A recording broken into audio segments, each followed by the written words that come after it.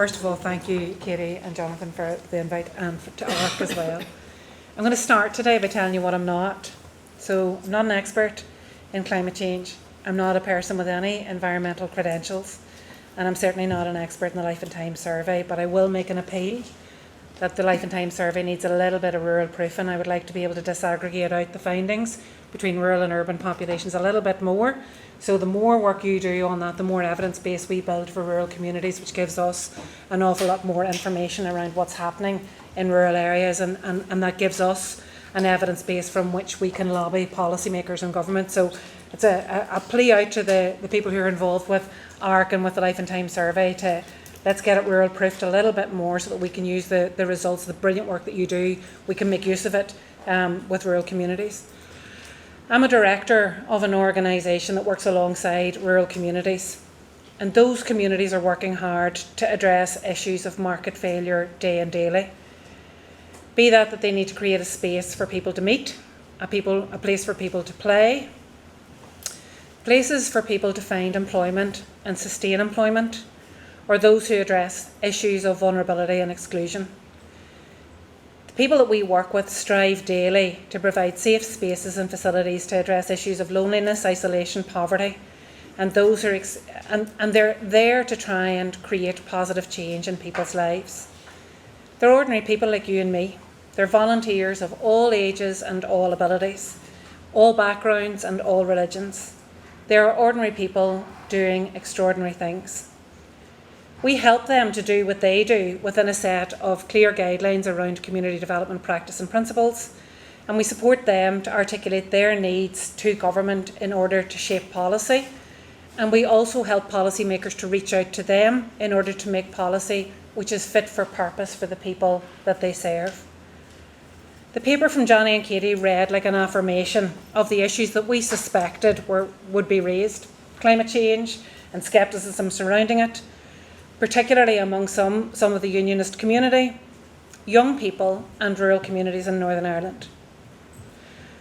I noted the gender difference in relation to climate change, and that is echoed right across the world. I had opportunity in 2018 to travel to CSW in the UN, which is a convention that's held every year on the standing of women around the world. And I saw women from rural areas absolutely obsessed with the impact of climate change on their communities. The more extreme temperatures that they existed in, the more they were exercised around climate change.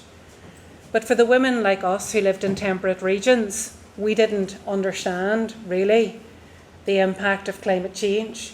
And it was only when I sat down beside two women who had come from sub-Saharan Africa who talked to me in no uncertain terms, with no polish really around their stories, about the further their children had to walk to gather firewood, the less likely it was that they would get to school. These were girls in the villages. The further they had to travel, the more endangered they were from being kidnapped, raped and murdered. The further they had to walk, the more likely it would have been that they would be eaten by animals. These were not things or concepts that were in rural Mahara, where I live. Not something I had to think about. But it really resonated with me about the future generations and the worry around as our actions here impact on our communities, and we might have slightly more rain or we might get extra sunny days. Actually, in other regions, it is life and death issues for others. And I think sitting down hearing those stories really impacted on me profoundly. But what we also found were that women were the loudest voices in many of the communities they were working in. So as their men folk were involved in trade deals and politicking and buying land, it was the women of the community who were worried about what climate change was doing. But the role of my organisation, coming back to Northern Ireland, is that we should be about bridging the gap between the different viewpoints and fostering some sort of a unified approach in terms of tackling climate change, and bringing people into a room together to share ideas and opinions and to find a common way forward. I'm going to talk to you really quickly about rural areas and the impact of climate change on those rural areas, but also the realities of living in rural Northern Ireland. So in terms of transport dependency, rural residents travel on average 6,675 miles a year. That's on average, compared to an urban counterpart, which is around 3,900 miles a year. We have higher car usage. We are really dependent on cars because public transport is non-existent in many rural areas. We have limited public transport options, and lots of us rely on old, heavy diesel vehicles to get about. So, to my shame, I'm a mother with 2 teenage kids, well, they're now in their 20s, and we are a 4 heavy diesel old car owning household. Because my kids could not move from my front door to where they need to get to by public transport because it doesn't exist. The rural west has limited road networks and no rail networks, and the increasing concentration of services in towns and cities, particularly Derry and Belfast and the Craigavon hub, mean that we will always have to travel for those services, but we don't have an option other than to get in a car and go, unless you've got unlimited time and unlimited resources. About 68% of households in rural areas are dependent on oil-fired central heating. So beyond the 10 towns network of the gas hub, we are all dependent on oil-fired central heating. That's a big change that could happen and could be enabled to happen, that would make such a significant difference in terms of climate change in Northern Ireland. But unless there is a policy around it, unless there's investment around it, and unless there's a willingness to change, that won't change in any time in the future. The issue also around oil dependency is around the fluctuating oil prices, which then exacerbates issues around poverty in rural areas. The more oil dependent you are, the more difficult it is to be able to manage those fluctuations in costs. That is a big issue for us when we're working on the edge of poverty, and we're working with groups like St Vincent de Paul who tell us regularly that they can't buy oil for their customers because the minimum order is £200, whereas if they were buying gas top-ups it could be £10 at a time. It becomes really difficult for people to address those issues in rural areas. Waste management and recycling, we all have a blue bin, a brown bin and a black bin, or so you would think, but in many rural areas there's no composting bins. Waste management, green waste management in some of our rural districts is non-existent, so it is expected that if you live in a rural area you'll be able to compost your own. It's expected. And there's an assumption made there that is an arrogant assumption that rural areas don't need to get rid of their food waste because they will have land or space to get rid of it. They'll be able to compost it themselves. And also the distance then travelling to recycling facilities and all of that. So if you've no public transport and you can't get there, how do you start to get your stuff to and from recycling centres? It's extra challenges, it's all extra thought required.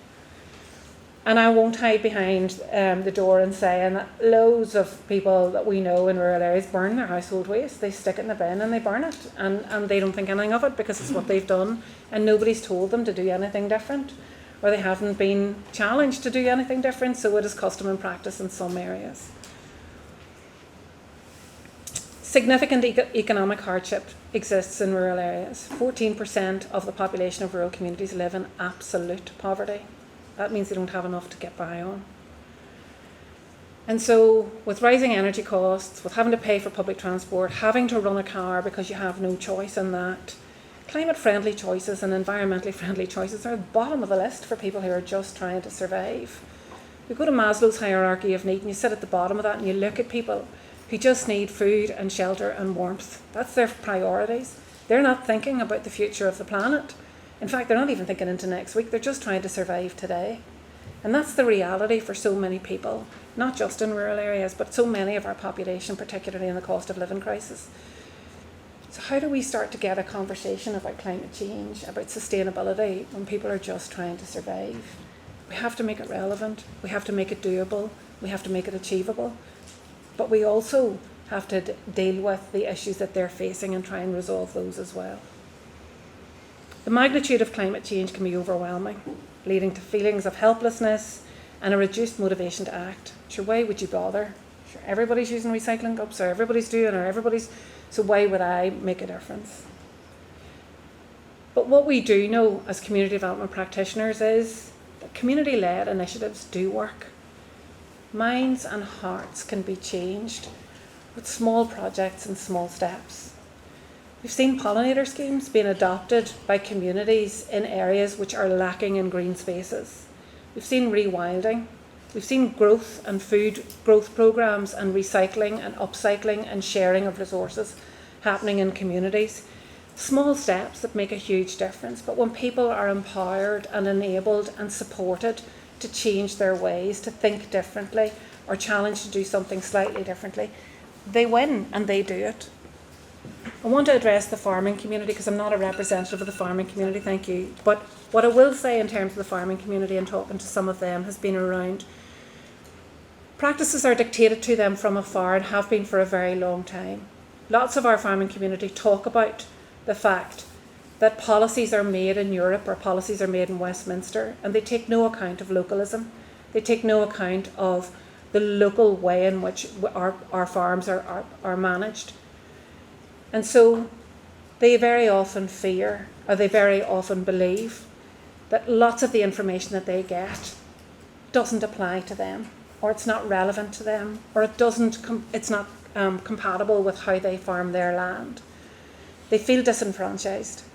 They feel very left out. And they feel a bit like the diet fads of and I was talking to Katie about this earlier, the diet fads of fats are bad, carbs are bad, and now it's fats are good and carbs are good. And it's all that confusing messaging that's going on. Lots of our farmers are saying, we don't know what to do. We were told to take hedgerows out, and we're being told to put them back in again. We were paid to expand our fields, and we were paid to take them back again. And they're confused, and they need clear messaging, and they need support. My final request in this is, from our stories around peace building, the work that we did in peace building right across Northern Ireland, we knew that when we put people of very different opinions in a room together, and we had dialogue with them, and we moved them from black and white to seeing the grey, to standing in other people's shoes. Very like me going to the UN and sitting beside those two women. It had a profound effect on me.